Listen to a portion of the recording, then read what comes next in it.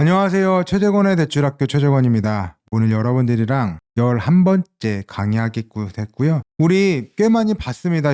지난 10시간 동안 꽤 많이 봤습니다. 여러분들이 꾸준히 잘 봐주셔가지고 우리가 뭐뭐 봤냐면 아이스 브레이킹도 보고 대출 진행 프로세스도 보고 우리 업무 방법서의 위치도 봤습니다. 생각보다는 맨 꼴찌다. 그런 얘기도 해봤고요. 7가지 원칙을 봤고 대출 심사의 3원칙도 봤습니다.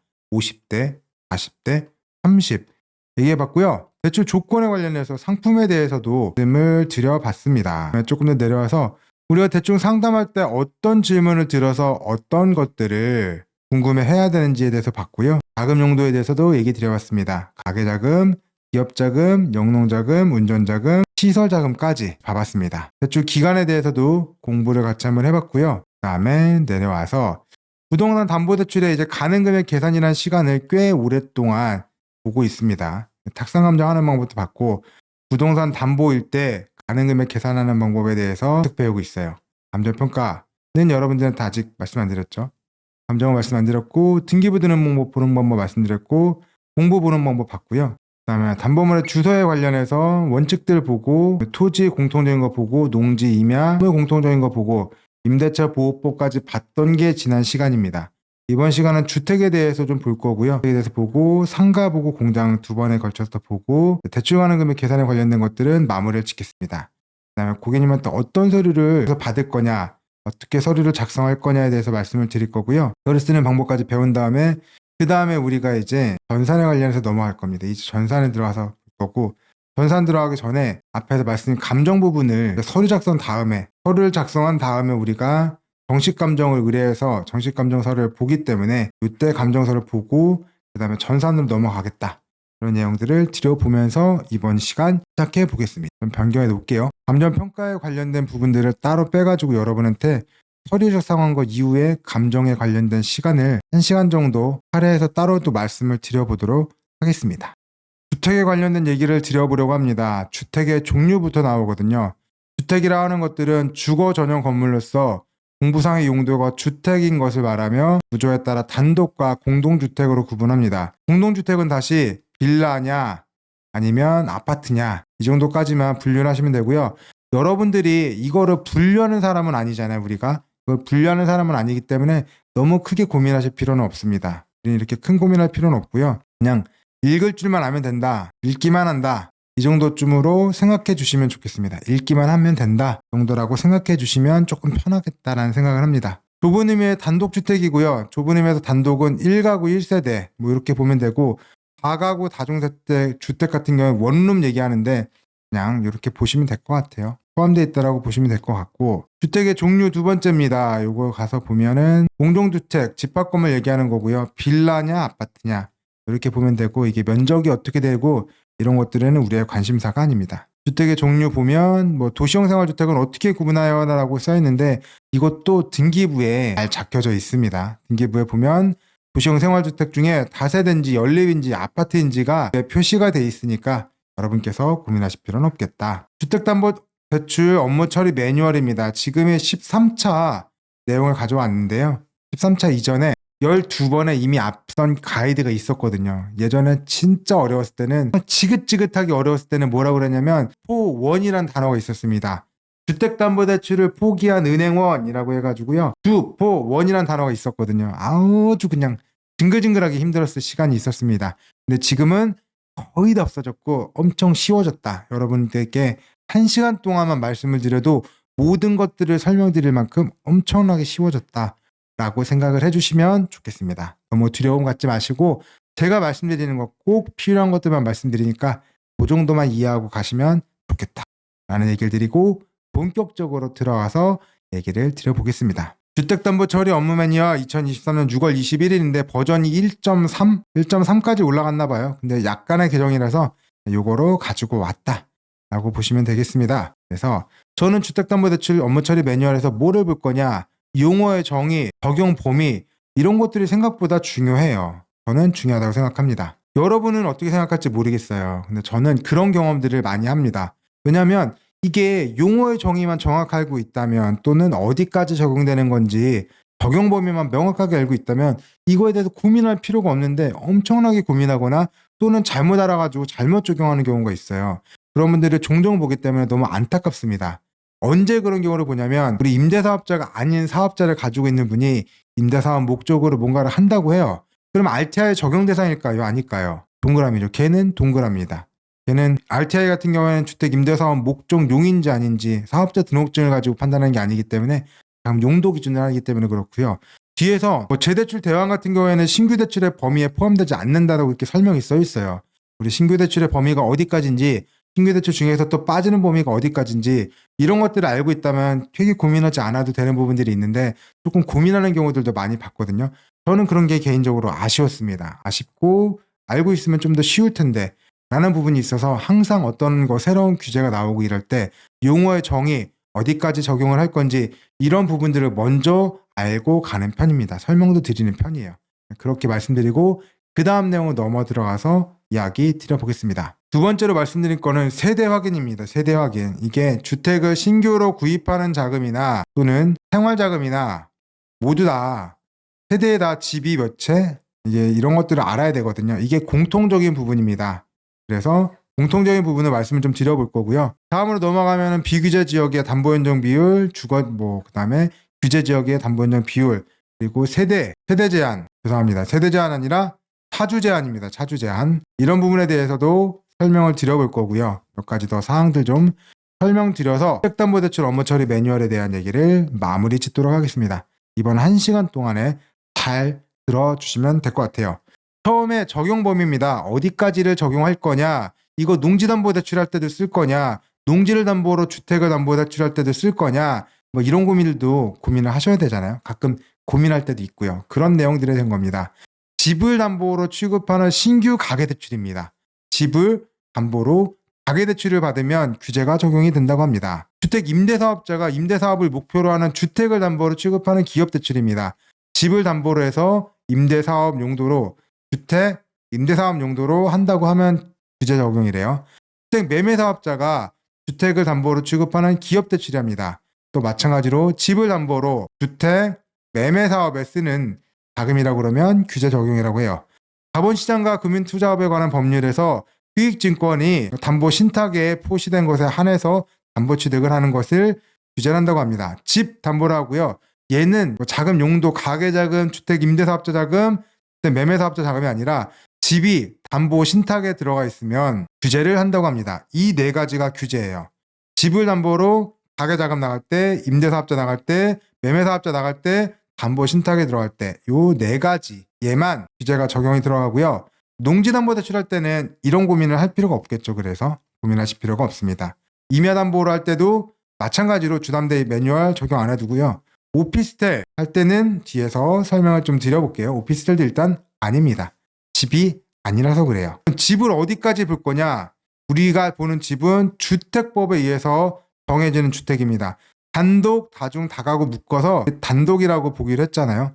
단독주택입니다. 아파트고요. 연립 다세대 묶어서 얘 그냥 빌라입니다. 도시형 생활주택은 아파트가 되든지 빌라가 되든지 표시를 해줄 거예요. 이런 것들만 좁은 의미에서 주택만 정말 주택담보대출 규제 적용이 대상이 되고요. 넓은 의미에서 그런 것들은 대상이 안 됩니다. 그러면 넓은 의미에서 얘기하는 주택담보대출은 뭐를 얘기하는 걸까요? 여러분이 주택이 아닌데도 사람이 생활하는 그런 몇 가지가 있습니다. 고시원 아니겠죠? 그리고 오피스텔, 원룸 같은 거 있잖아요. 걔네도 아닙니다.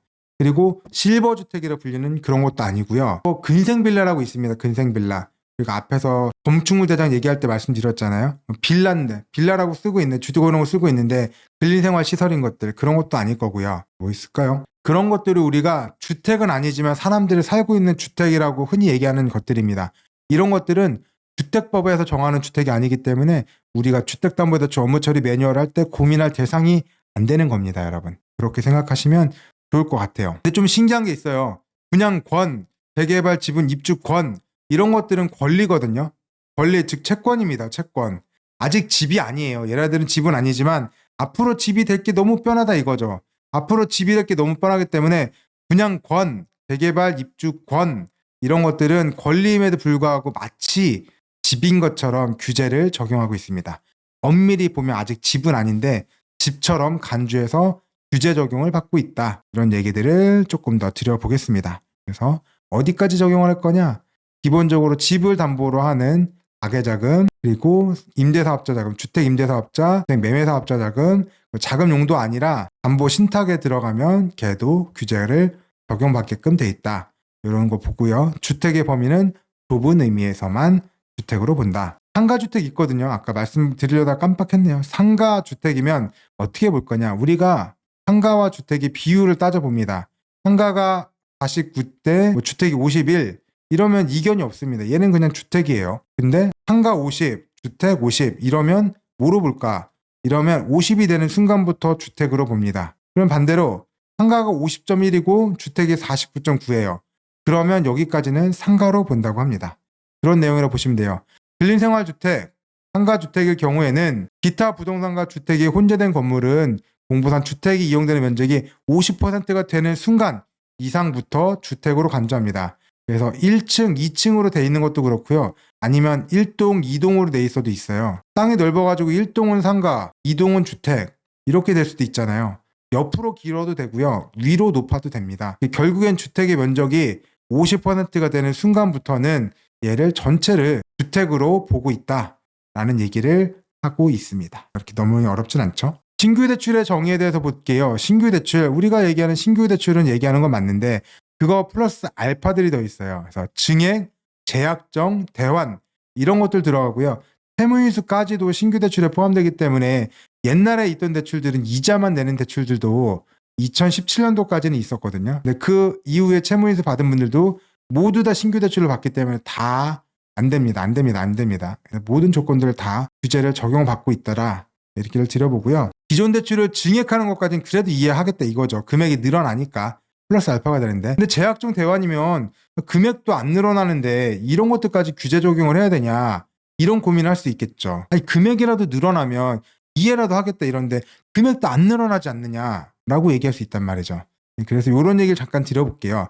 제가 얘기 드리고 싶은 건 뭐냐면 20년 만기 재대출입니다. 이 얘기 좀 잠깐만 드려볼게요. 20년 만기 재대출. 어떤 거냐면 20년 만기 재대출이라고 얘기를 드려보겠습니다. 제가 대출 업무를 보조로 맡았을 때가 있었거든요. 언제였냐면 2010년도에 본격적으로 대출 업무를 맡게 됐고 2008년도, 2009년도에는 제가 보조라는 이름으로 대출 업무를 살짝 볼 때가 있었습니다. 그때는 어떤 거였냐면 단어가 5년 만기 재대출하고 있었어요. 1년, 2년, 3년까지 일시상환 대출로 하고요. 4년 차에는 연기를 한번 합니다. 그리고 5년 차가 돌아오면 더 이상 연기가 안 돼요. 5년 넘어서는 연기가 안 되기 때문에 이제는 재대출을 했습니다. 그래서 5년 만기 재대출한 얘기를 많이 했었는데 그 다음에 연기하는 기간이 굉장히 늘어났어요. 5년에서 30년까지로 늘어나 버렸거든요. 그러니까 계속 연기를 하고 온 거예요. 제가 아까 말씀드릴 때 보조를 받던 게 2008년도, 2009년도고 2008년도, 9년도쯤에서 이제 연기가 쭉 늘어났기 때문에 아마 제가 보기엔 34년도는 되어야지 이제 30년 만기 재대출을 할 때가 될 것 같아요. 그렇지만 그 중에서도 아닌 것들이 있더라고요. 여러분 사무실에 가셔가지고 채권관리 시스템 들어가서 채무자 명부를 쭉 한번 봐보십시오. 그렇게 해서 엑셀로 전환한 다음에 기타 자금으로 되어 있는 게 있어요. 자금 용도가 기타 자금 돼 있으면 걔네들은 판매 중단이 된 상품들이거든요. 연기가 30년까지 되는 게 아니라 20년까지 됩니다. 저희 사무실 기준으로 보니까 올해 2024년도 4월 달에 만기도라는 게 있더라고요. 그래서 큰 곤욕을 치른 적이 있습니다. 그래서 여러분들이 미리 그런 대출에 대해서는 알고 가셔야지 돼요. 아, 걔네들은 연기가 안 되는구나. 걔네들은 재대출해야 되는구나. 걔네들은 손님한테 서류를 쭈르륵 받아가지고 대출 처리를 다시 해야 되는구나. 이거를 여러분이 알고 가시면 좋겠다. 20년 만기 재대출이고요. 기타 자금입니다. 그런 거에 대해서 말씀을 드려보고 그 밑에 있는 내용 좀 드려볼게요. 밑에 뭐라고 써있느냐면 금리 또는 만기 조건만 변경되는 재대출 대환이라고 하면 얘네들은 제외합니다. 라고 하고 있습니다. 그래서 대출을 기한 연기하는 경우에는 규제를 적용 안 하잖아요. 규제에 그런 것들 준하는 재대출 대환, 재약정 대환은 포함되지 않는다. 라고 얘기하는 거고요.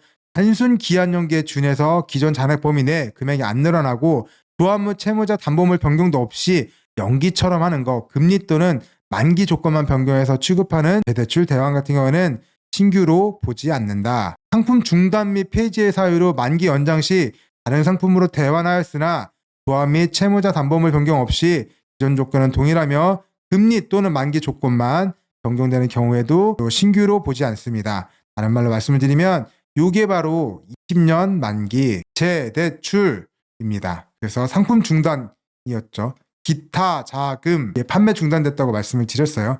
요거는 20년 만기 재대출이고요. 얘는 아마 30년 만기 재대출이라고 보시면 될 것 같습니다. 이렇게 보시면 되겠다. 20년 만기 재대출, 30년 만기 재대출이 여러분 사무실에서도 있을 수 있기 때문에 채권관리 시스템 가셔서 자금 용도로 확인해 보시면 좋겠다. 그런 정도 얘기 드려보고 다음 내용으로 넘어가겠습니다. 중요 개념이라고 그래서 주택 구입 목적 자금이랑 생활안정 자금 목적 대출이랑 이렇게 좀 설명을 드리고 있는데요.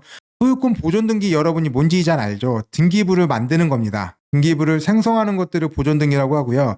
이미 다른 사람이 있는 것들을 가져오는 거, 옮겨오는 것을 우리가 이전 등기라고 하는데 내 거로 등기를 만들던 남의 거를 내 거로 가져오든 3개월 이내에는 무조건 그거는 재구입 목적 자금으로 본다고 합니다. 그래서 상품을 주택자금, 슈퍼모기지론이라는 상품 속에 주택자금 하면 되고요. 마이엄 장기 모기지라는 상품 속에 주택자금으로 하면 된다라고 합니다. 여기까지는 어려울 게 없죠. 내 명의로 새롭게 만들던가 남의 명의를 가져오는데 3개월 이내에는 무조건이다. 이런 얘기를 하고 있고요. 생활안정자금 목적이 맞아요. 내가 이때 사와서 내가 충분히 살고 있는데 한 2달 반, 2개월 반 정도 지났어요. 한 70일 정도 지났다고 볼게요. 근데 진짜 생활안정자금이 필요해. 생활자금이 필요해서 대출을 받는데 그렇게 받는다고 하더라도 소유권 보존 등기 또는 이전 등기로부터 3개월 이내라면 무조건 주택 구입 목적 자금 대출로 취급을 하라고 되어 있습니다. 사실 지금은 주택 구입 목적이든 생활안정자금 목적이든 큰 차이는 없어요. 옛날엔 이거에 따라서 한도가 여기는 높고 여기는 1억밖에 안 됐기 때문에 그런 차이가 좀 중요했지만 지금은 그런 차이가 중요하지 않습니다. 그럼에도 불구하고 차주 제한이란 이런 부분이 있기 때문에 차주 제한 부분이 있기 때문에 이런 부분에 대해서 알고는 가셔야 된다. 얘기를 첫 번째로 드려보고 두 번째 내가 원래 가지고 있는 집을 가지고 새로운 집을 사는데 대출을 받는다라고 하면 당연히 얘도 주택 구입 목적이겠죠. 목적입니다. 구입 목적이겠죠. 구입 목적이다 보시면 되고 분양주택에 대한 중도금 대출, 잔금 대출도 당연히 구입 목적일 거고요. 재개발, 재건축, 이주비 대출 이런 것들도 전부 다 주택 구입 목적, 추가 분담금 대출 이런 것들 다 구입 목적이라고 보면 되고요. 이거 아닌 것들은 생활안정자금으로 보시면 된다. 모기지론에 있는 가계자금, 마이엄 장기 모기지론에 있는 가계자금이라는 코드를 선택해서 해주시면 좋겠다라는 얘기를 하고 있습니다. 투기 및 투기 과열지구 조정대상 지역이 옛날에는 굉장히 많이 있었어요. 서울부터 제가 보기엔 제주 빼고 모든 지역에 다 있었거든요. 하지만 다 없어졌고 강남, 서초, 송파, 강남 3구 플러스 용산 말고는 규제 지역이 없기 때문에 업무 매뉴얼이 유명무실해진 계기가 되지 않았나 하는 생각을 하고 있습니다. 다음으로는요. 차주 세대의 주택 보유 여부를 알고 있어야 됩니다. 주택 구입 목적이든 아니면 생활자금이든 여기다가 모두 다 집이 한 채가 있는지 두 채 또는 세 채 여러 채 있는지가 여부에 대해서 대출 담보인정비 LTV가 70%가 될 거냐 80%가 될 거냐 60%가 될 거냐 30%가 될 거냐 이런 비율들이 결정되게 돼 있습니다. 그래서 우리 세대에는 집이 몇 채가 있을까라는 부분이 꽤나 중요한 부분이 되었다. 그래서 그 부분에 대해서 설명을 드릴 건데 맨 처음에 말씀드릴 거는 세대를 어디까지 볼 거냐 이거에 대한 얘기입니다. 세대의 기준은 뭐로 보냐면 등본으로 봅니다. 등본으로. 차주 기준 등본을 증부해가지고 직계, 존속, 비속 봅니다. 직계 존속은 부모님이고요. 직계 비속은 자녀입니다. 자녀, 손자녀 이렇게 보면 되겠죠. 부모님은 나를 기준한 부모님 말고 배우자를 기준한 부모님까지도 같이 포함이 된다. 부모님은 그것까지 되고 자녀는 자녀랑 손자녀까지 포함이 된다. 라고 하는 거고요. 손님한테 물어봅니다. 고객님 혹시 주택담보대출 받는데 등본에 혹시 본인이랑 배우자랑 자녀분들이랑 같이 올라가 있을까요? 등본에 같이 거주하고 있을까요? 혹시하고 있을까요? 라고 물어보는데요. 만약에 아니요 라고 하면 여러분들이 추가 질문을 던져야 됩니다. 첫 번째 질문 안 가셨어요? 두 번째 질문 갔다 오셨어요? 세 번째 질문 먼저 보내셨어요? 이 세 가지 질문을 하셔야 됩니다. 네 번째 질문은 세대 분가하셨어요? 세대 분리하셨어요? 왜냐면 배우자가 있는데도 그냥 다른 집에 사는 경우들도 있잖아요. 그런 경우도 있기 때문에 그럴 수 있죠. 별거 중이거나 아니면 아이를 위해서 따로 지내는 경우도 있죠. 이럴 수도 있습니다. 그래서 진짜 안 했는지, 딱 왔는지, 슬픈 얘기지만 먼저 보내드렸는지, 또는 여러 가지 이유로 세대 분리 중인 건지, 이런 것들을 확인하셔서 확인만 해서는 안 되고요. 우리의 일은 뭐다? 우리의 일은 서류로 일한다. 우리는 서류로 일하는 사람입니다. 서류를 받아줘야 돼요. 진짜 혼자인지 둘인지 셋인지 확인하기 위해서는 가족관계 증명서를 받아보시면 돼요. 혼자 있는지, 배우자가 있는지, 자녀까지 있는지, 이런 것들을 확인하는 것들은 가족관계 증명서를 받아보시면 된다. 뭐 물어보시면 돼요. 갔다 오신 분도 당연히 표시가 안 돼요. 자녀만 표시가 되겠죠. 혹시나. 그럴 수도 있다. 이런 얘기를 드려보겠습니다. 만약에 세대 분리가 됐다. 나는 여기 살고 있고 우리 배우자는 자녀랑 다른 데서 세대 분리를 돼 있다. 그러면 배우자 기준으로 가족 등본을 또 받으셔가지고 존속, 비속을 보셔가지고 세대를 확인하게끔 되어 있다. 라는 얘기를 드려봅니다. 세대의 기준 뭔지 보셨죠?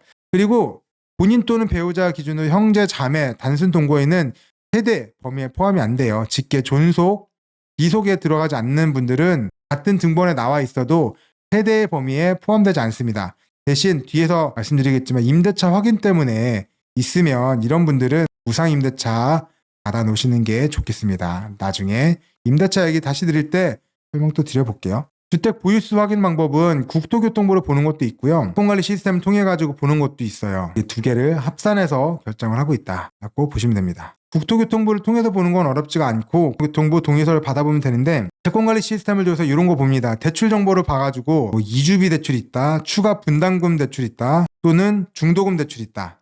이런 정보가 있다면 국토교통부에 안 나오는 정보 이런 것들을 더 발견했다 그러면 집이 더 있는구나. 청구권, 권리에 대한 것들도 있구나. 입주권, 분양권 이런 것들도 가지고 있구나. 주택이 이런 것도 있구나 라고 생각하시면 좋을 것 같아요. 분양권, 입주권 확인 방법은 채권관리 시스템에서 본다. 이주비, 중도금 대출에 대한 보유 방법을 보는 거고요. 세대원들한테 4번, 8번 동의서를 받아서 플러스 신분증도 받아야 되겠죠. 받아가지고 채권관리 시스템에서 본다 라고 생각하시면 되겠습니다. 국토교통부 무주택 조회 결과 근린생활시설, 오피스텔, 농가주택 20평방미터 이하의 주택을 보유한 것으로 확인이 됐습니다. 이런 것들이 주택 보유세에서 산정이 제일 가능한가요? 라고 물어보시는 분들이 있거든요.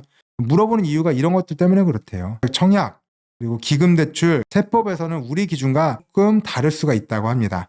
그렇기 때문에 우리한테는 안 됩니다라고 얘기해야 되고 거기선 그럴 수 있어요 라고 또 얘기하셔야 됩니다. 근린생활시설이 제일 처음 나오고요. 얘는 조건부입니다. 아까 말씀을 드렸죠. 주택이 50%가 되는 순간부터 빠져버린다 라고 설명을 드렸기 때문에 거기까지 말씀드린 걸 넘기고요. 오피스텔은 처음부터 끝까지 무조건 주택이 아닙니다. 농가주택은 주택이잖아요. 그렇기 때문에 차감 불가고요.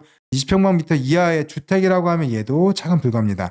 즉 얘네들 모두 지부로 본다 라고 생각하시면 됩니다. 주택을 지분으로 보유한 경우에도 주택 보유수에 산입을 해야 되나요? 라고 물어봤는데요. 매매로 하든 상속으로 하든 원인은 상관이 없습니다. 왜 내게 됐는지 그런 건 관심 없고요. 주택을 지분으로 보유한 경우에도 주택 보유수에 산입을 하셔야 됩니다. 라고 되어 있습니다. 그래서 언제 볼 거냐? 주택이 우리 1세대에 주택이 한 채인지 두 채인지 세 채인지 언제 볼 거냐면 필수. 주택 구입 목적 규제 지역에 가서 살 때 필수. 주택 구입 목적 비규제 지역에 가서 살 때 필수. 생활안정 자금 지역 구분 없이 필수. 언제든지 다 봐야 되는데 예외가 한 번 있습니다. 여기서 예외가 나는 주택 구입 목적인데 비규제 지역에 가서 집을 사라고 하면 원래 비규제 지역에 가서 집을 사면 집이 없습니다. 무주택이라고 그러면 담보인증비율 70%까지 또는 생애 최초라고 하면 80%까지 담보인증비율을 적용할 수 있는데 하지만 이미 한 채든 두 채든 세 채든 갖고 있으면 이런 분들은 60%까지 대출을 받을 수 있어요. 그게 끝입니다. 근데 내가 보기에 나는 집이 여러 채 있어. 근데 굳이 이거 뭐 내가 적용받을 것도 아닌데 뭐하러 가족들 다 나와서 집 있는 걸 닦아요. 아유 나 됐고 그냥 나 60%로 해줘. 상관없잖아. 뭐 내가 와가지고 추가 약정을 걸을 것도 아니고 아무것도 없는데 사람들 와가지고 안 써도 나 집 여러 채 있어. 그래 어쩐데. 어쩔 건데 그래봤자 담보인증비 60%잖아. 라고 얘기를 하면 그럼 그걸로 끝난다 이거죠. 굳이 나와서 부를 필요가 없어요. 비규제 지역에 있는 주택 구입을 목적으로 집담보대출을 할 때는 나는 그런 불이익을 감수하겠다는 특약을 작성을 하시고 담보인정 비율 DTI라고 하는데 DTI 이제 규제가 DSR에는 훨씬 더 강력한 규제가 있기 때문에 의미가 없어요. 담보인정 비율을 70%짜리인데 60%만 적용을 하겠어 라고 특약을 쓰면 내가 굳이 우리 세입자분들 다 안 해도 된다 이거예요. 그러면 생활안정자금도 안 부르면 되지 않냐. 솔직한 얘기로 집이 2채, 3채, 4채 있다고 얘기하면 그러면 담보인정비율 60% 적용하면 똑같지 않냐. 라는 얘기를 저도 하고 싶은데 안 되는 이유를 여기다 적어놨습니다. 왜냐하면 주택을 생활안정자금으로 나가면 뒤에 설명을 드릴 건데 6개월마다 한 번씩 집이 늘어났는지 안 늘어났는지 추적 관찰을 해야 돼요. 추적 관찰을 해야 됩니다. 얘는 추적 관찰이 없는데 얘는 추적 관찰이 필요해요. 그러니까 대출 받을 시점에다 2채인지 3채인지 4채인지 확인을 해놓고 6개월마다 2채인지 3채인지 4채인지 더 늘어난 게 있는지 없는지 이것들을 봐야 돼요. 꾸준히. 그래가지고 세입자분들을 다 나오라고 하셔야지 됩니다. 생략이 불가능하다. 이런 이유 때문에 라고 이해해 주시면 좋겠습니다. 담보인정 비율에 대해서 말씀드릴 거고요. 대출은 일단 다 됩니다. 다 된다예요. 지금은 주택 구입 목적이든 생활안정 자금이든 안 되는 건 없이 모두 다 된답니다. 옛날에는 되고 안 되고 되고 안 되고 있었지만 지금은 다 된다. 대신 담보인정 비율의 차이가 있다. 규제 지역이라면 뭐 80%, 70%, 50%, 30% 이 넷 중에 하나 고를 거고요. 비규제 지역이라면 80, 70, 60 셋 중에 하나 고르면 됩니다. 생애 최초라 그러면 규제 지역이든 비규제 지역이든 내가 처음으로 집을 산다 그러면 80% 이내까지 대출을 해드릴 수 있어요. 서민 실수요자 있다 그러면 70%, 무주택이라고 하면 50%, 비규제 지역에선 70%, 1주택이 있다 그러면 규제 지역에선 30%, 비규제 지역에선 60%까지 되면 되고요.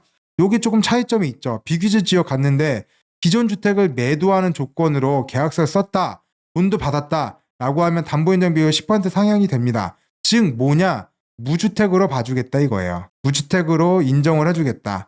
집이 한 채 있는데 기존 주택을 매도했다라고 하면 10%로 봐주는 것도 있다. 생활안정 자금 같은 경우는 70%, 60%, 70%입니다. 그래서 한 주택이면 70%고요.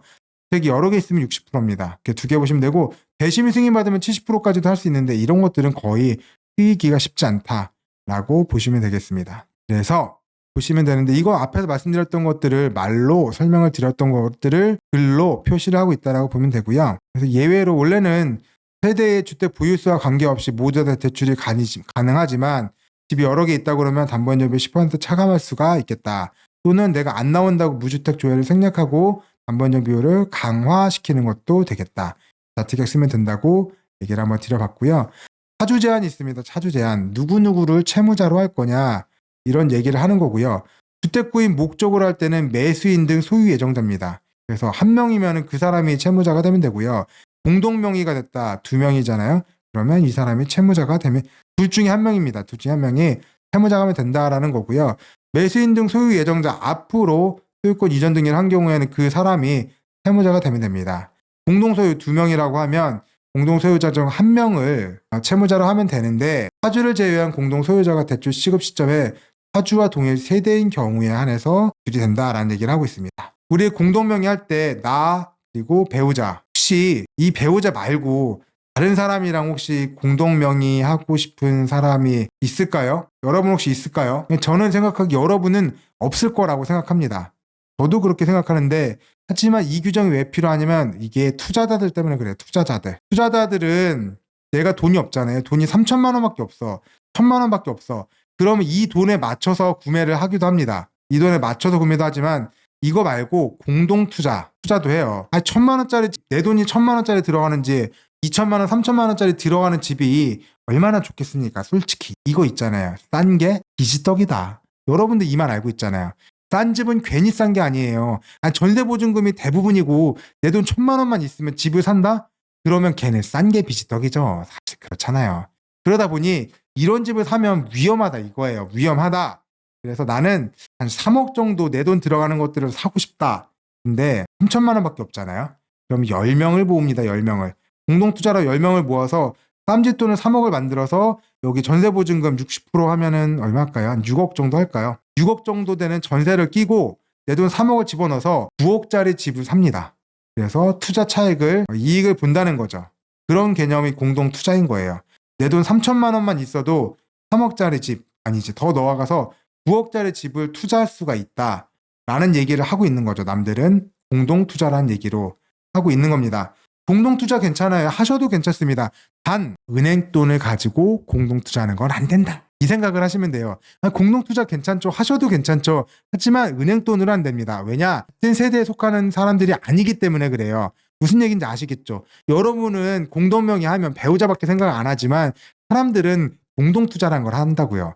공동투자를 하기 때문에 우리 세대가 아닌 사람들이 같은 공동투자자가 되기도 합니다. 그래서 그런 규정이 있더라라는 얘기를 드려봤습니다. 생활안정자금 목적으로 대출을 취급할 때 유의사항이 있거든요. 해당 자금으로 생활안정자금으로 주택을 추가적으로 사지 말아라. 제발 좀. 진짜 너무 이거 왜 안 없앴는지 진짜 답답해 죽겠는데 생활안정자금을 사가지고 집을 구입 안 하겠죠. 안 할 겁니다. 안 할 거예요. 그치. 그냥 주택 구입자금으로 집을 사면 되는데 굳이 이걸 뭐하러 생활안정자금으로 합니까?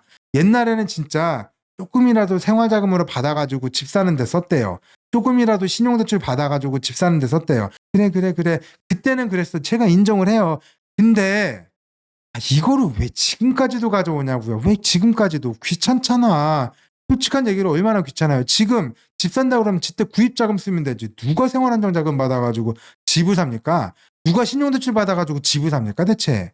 요즘 그런 시대 아니거든요. 그런데 규제는 남아있어요. 엄청 귀찮게 남아있습니다. 설명드려 볼게요. 규제 뭐가 남아있냐면 사주가 집을 사면 안 된다는 특약을 해요. 그래서 만약에 집 산 게 걸렸다 라고 하면 기한이 상실이 된다 이거죠. 저번에 제가 설명드렸죠. 바로 기간이 얼마가 남아있든 다 무시. 오늘 대출 갚으세요. 오늘 못 갚잖아요. 그럼 연체죠 뭐. 어떡할 거예요. 오늘 못 갚았는데. 이렇게 하는 게 우리가 기한이익 상실이라고 설명을 드렸습니다. 그래서 집을 산 거를 걸렸다 라고 하면 바로 기한이익 상실 연체가 되는 거고요. 향후 3년간은 집담보대출을 못 받도록 전세대출 포함해서 제한이 될 수 있도록 다른 금융권에도 똑같이 공동으로 대응이 될 수 있도록 그렇게 걸어놔요. 이거 생각보다 강력합니다. 내가 내 돈 가지고 대출을 갚는 건 어떻게든 오케이 하겠는데 앞으로 무려 3년 동안이나 새 집에는 안 된다는 거잖아요. 구입도 안 되고 전세도 안 된대요. 이건 꽤나 강력합니다. 그래서 문제가 된다 이거죠. 그래서 저의 경험으로 볼 때 누가 저한테 와서 물어보더라고요. 아리톡을 클릭폰으로 물어보셨는데 감사에 걸렸답니다. 원래 이런 걸 하게 되면 DSL타시 6개월마다 계속 추적 관찰을 해야 되거든요. 추적 관찰을 해야 되지만 놓쳤대요. 감사에 걸렸대. 그래서 추적을 해봤는데 집 산 게 걸린 거죠. 집을 구매했습니다. 난리가 났죠. 연체가 걸리고 3년간 집담보대출을 못 받도록 해야 되는데 어떻게 해야 될까요? 라고 물어보길래 제가 얘기를 했죠. 감사에 걸렸으면 정리하는 기간이 3개월은 주지 않냐. 일단은 3개월에 줬고 그리고 안 됐다고 그러면 3개월의 시간을 더 주지 않냐. 일단은 6개월의 시간은 우리가 벌었다. 그 사이에 손님한테 얘기를 하셔라. 자, 우리가 이거를 추가 약정서 생활안정자금 주택담보대출 추가 가입하지 말라는 추가 약정서를 받아보게 되는데 이 내용에 보면 한 3조 정도 4조 정도에 써 있습니다. 뭐라고 써 있냐면 나는 현재 가지고 있는 집이 하나, 둘, 셋, 넷, 4개가 있어요. 대신 나는 여기 집에서 더는 안 늘릴게요. 이런 얘기를 하는 게 이 추가 특약이거든요. 근데 당신네 지점에서는 하나, 둘 있다가 플러스 하나가 늘어가지고 세 번째 집이 됐습니다. 근데 그거는 여러분 사무실에서 그렇고요. 이 사람이 다른 사무실에 가서 대출한다 그러면 처음에 쓸 때 한 채, 두 채, 세 채 있다라고 이런 식으로 기재를 해놓으면 적어놓으면 이 농협에서는 아무런 문제가 없지 않겠습니까? 손님한테 얘기를 해보세요. 우리 지점에서 특약 위반을 걸지는 않을게요. 대신 다른 농협에 가서 얘기를 한번 해보시라. 집이 두 채였다가 세 채로 늘어났는데 이 특약하다가 한 채, 두 채, 세 채라고 적어놓고 대출해줄 수 있냐. 다른 은행에서 나 다른 농협에서 안 건다고 했다. 나 좀 대환할 수 있도록 해다오 라고 얘기를 해보십시오 라고 조언을 줬거든요. 그랬더니 한 일주일 정도 있다가 7일 정도 있다가 연락이 왔더라고요. 제가 말씀드린 대로 다른 농협에 가서 잘 풀었다고 합니다. 지금 다른 은행에서도 많이들 그렇게 해요. 우리가 이거를 다른 데 가서 3년 동안 대출을 못 받도록 걸지는 않을게요. 얼른 다른 농협 가서 빨리 대환하십시오. 이렇게 얘기를 하는 거죠. 다른 은행 가서 대환하라고 합니다. 그럼 여러분이 손님한테 알려주실 수도 있고 손님이 그런 얘기를 하면 여러분이 판단하셔가지고 그 대출을 하는 경우들도 있겠죠. 여러분들 그런 부분을 한번 고민 한번 해보시면 되겠다라는 얘기를 드려봅니다. 사주제한 한 번 더 설명드릴 거고요. 생활안정자금일 때도 목적을 할 때도 똑같이 소유자와 동일 세대에 속하는 사람만 된다라고 되어 있고요. 여기는 조금 주택 구입자금이랑 좀 다르죠. 구입자금은 투자자가 있으니까 공동투자자가 있으니까 그런 부분이었다면 생활안정자금은 제 경험으로 말씀을 드릴게요. 저는 어머님 명의의 담보대출을 가지고 어머님 명의의 담보대출을 가지고 자녀가 대출을 받는 거였어요. 자금 용도는 상속세를 납부할 자금이었습니다. 어머님이 납부하셨으면 좋겠지만 어머님은 소득이 없잖아요. 많이 없어서 자녀 명의로 하고 싶었던 건데 근데 일단은 세대 분리가 이렇게 되어 있다 보니까 손님한테 얘기를 했죠. 고객님, 두 분이서 이렇게 세대를 합가하셔야지만 사주 제한에 안 걸려가지고 대출할 수 있습니다. 라고 이렇게 얘기를 했죠. 그래서 대출을 진행하려고 그랬는데 자녀분이 오히려 더 DSR에 걸리더라고요.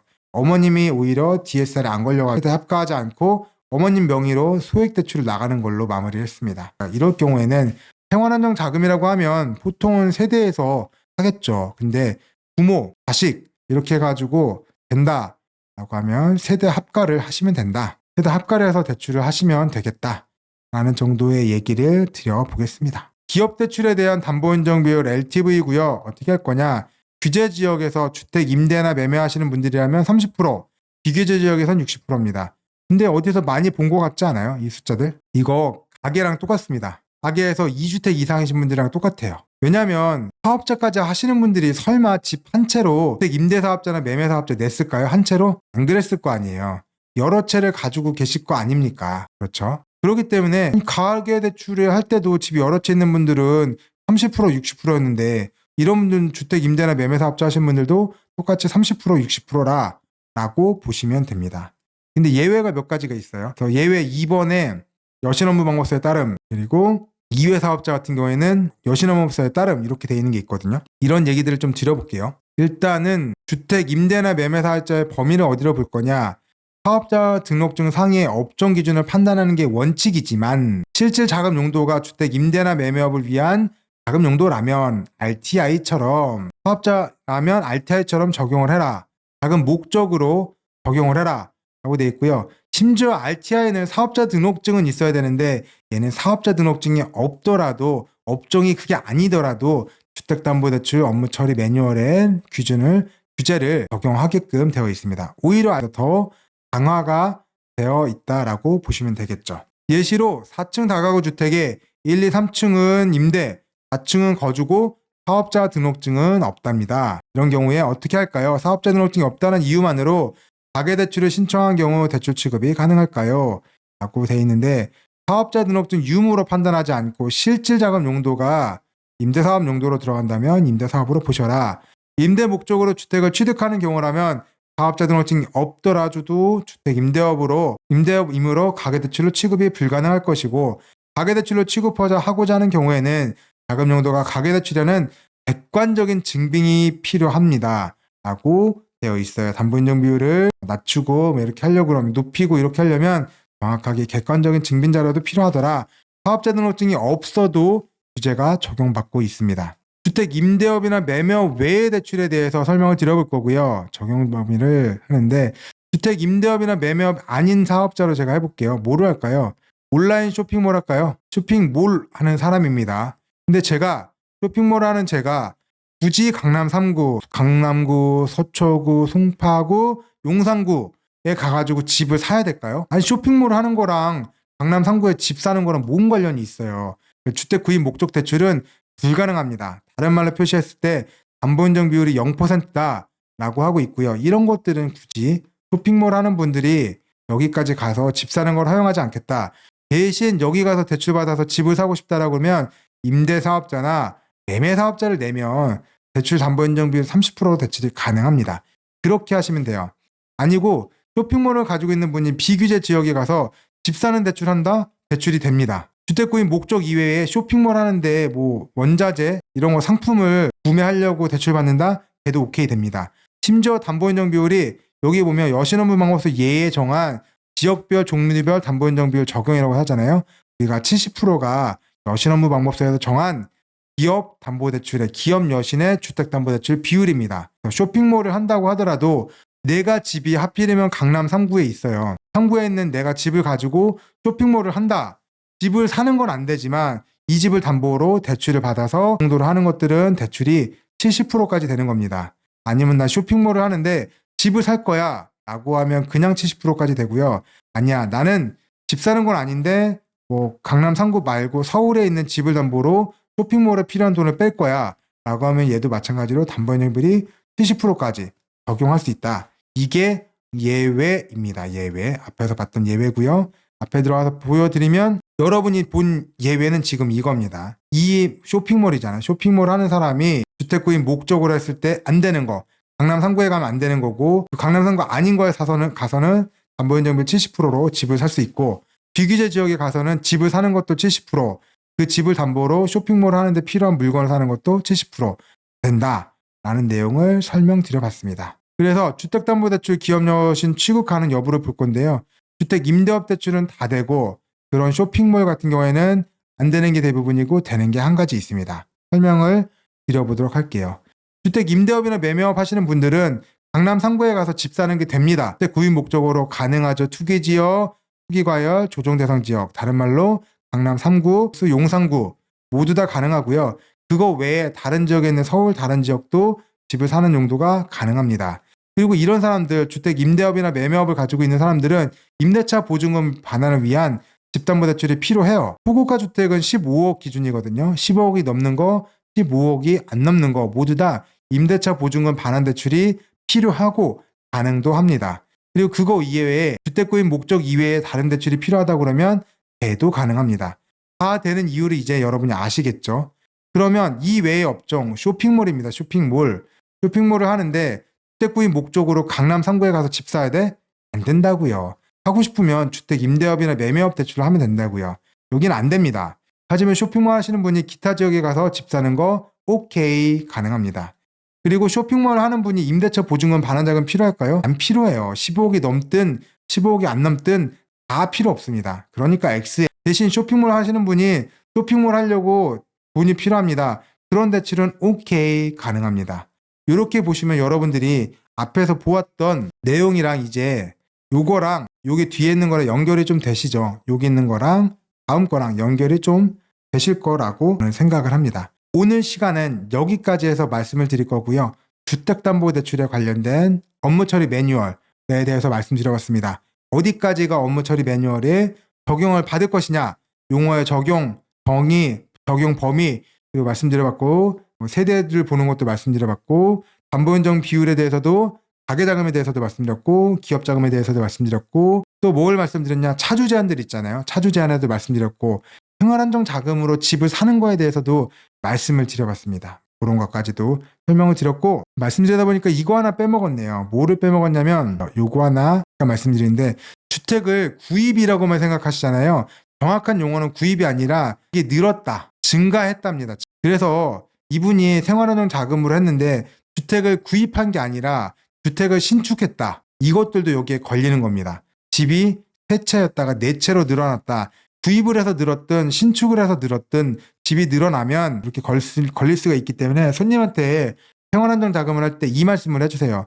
구입뿐만 아니라 신축도 안 됩니다.